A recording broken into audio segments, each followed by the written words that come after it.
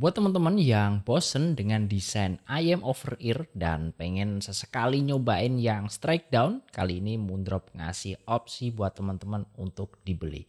Nggak cuma strike down, tapi dia pakai kabel Type-C juga. Ini dia Moondrop Quartz 2 DSP.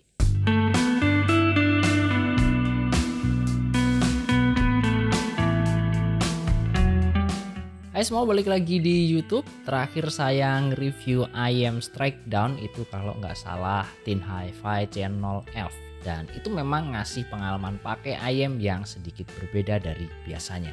Kali ini saya kedatangan IM Strike Down lagi, tapi dari Moondrop.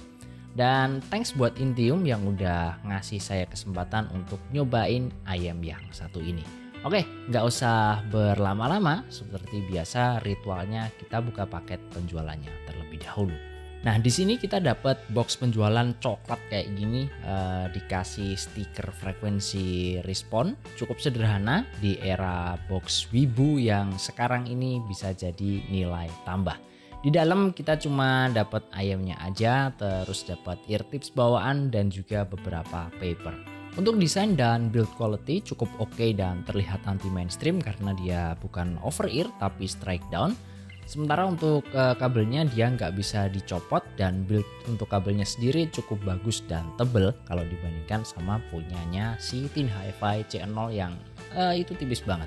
Nah, ngomongin kabel, kalau biasanya pakai jack 3,5 mm, Moondrop Quartz 2 ini dia pakai USB Type-C. Jadi udah ada DSP-nya, tinggal colok ke handphone yang udah pakai USB Type-C, udah langsung bisa dipakai.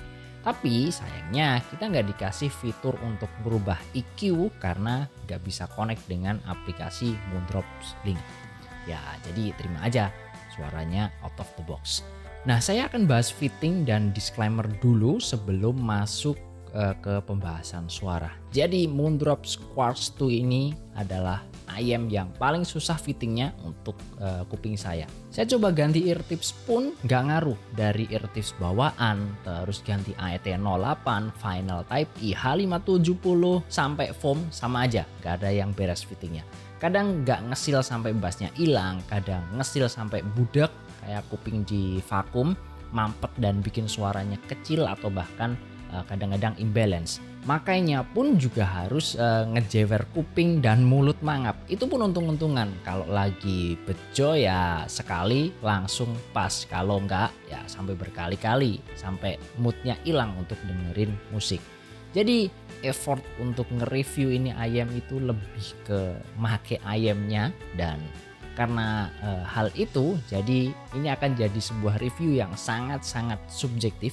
Lebih subjektif dibandingkan review-review biasanya. Ya pokoknya ini adalah review saat saya pakai dalam kondisi fitting yang menurut saya terbaik. Nah, overall suaranya sebenarnya oke dan cukup musikal ya si IM ini, tapi agak tipis dan ada nuansa mid yang suaranya itu kayak di dalam ruangan berongga gitu.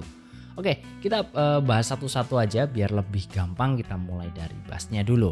Sebenarnya bassnya itu cukup dalam, ekstensi sub bassnya clean, bersih, tapi sayangnya kuantitasnya nggak terlalu mendukung untuk dapat rumbling. Sementara untuk impact di bagian mid bass dia kurang greget, nggak yang bener-bener tipis juga sebenarnya, tapi kayak ada yang ya kurang dikit lagi lah. Terus untuk kontrol bagus, speed sebenarnya juga bagus untuk teman-teman yang suka dengerin double pedal, tapi akan sedikit terganggu dengan tone atau karakter suara di bagian mid to treble yang biasanya di sana ada suara snare drum. Itu suara bass drum yang gak terlalu mantep hentakannya, itu hampir mirip kayak snare yang bunyinya itu tek tek tek, bukan snare yang dipukul bunyinya tak tang tang, gak seperti itu, bunyinya mirip kayak bass drum yang letoy. Sementara untuk mid sebenarnya kalau merem cuman pengen dengerin vokal cewek terutama, ini termasuk intim dan maju vokalnya. Untuk vokal cowok terkesan tipis dan buat saya kurang berbobot. Suara gitar juga kurang tebel. Bagusnya dia nggak ada kesan kasar dan grainy. Dia cukup bersih dan cukup open untuk bagian midnya.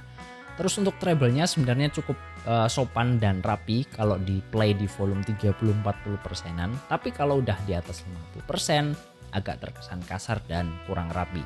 Secara ekstensi sebenarnya cukup bagus saja, kita masih bisa dengerin dalam jangka waktu lama dan gak ada isu yang bikin kuping cepet capek. Ya asal volumenya nggak di atas 50% aja lah. Masalahnya kadang orang-orang itu ketika kurang dapat tebelnya suara apalagi bass, cara paling simple ya naikin volume. Nah di situ ketika udah dapat kuantitas bass yang diinginkan, yang lain malah jadi berantakan. Nah kita ngomongin teknis. Untuk teknis sebenarnya cukup bagus di harganya. Tapi kalau disuruh milih nyari spesialnya gitu ya, kayak nggak ada yang bener-bener menonjol dari ayam ini. Sebatas detailnya oke, sparasi juga bagus, instrumen terpisah cukup akurat, imaging oke, sound stage ya so-so lah kayak gitu. Lalu kesimpulannya gimana nih?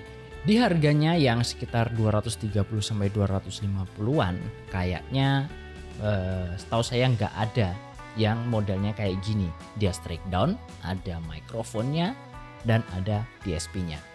Pakai Type C. Jadi kalau butuhnya itu ya opsinya cuman Moondrop Quartz 2 ini. Tapi kalau untuk suara misal dibandingin sama Tin Hi-Fi channel, saya lebih prefer channel.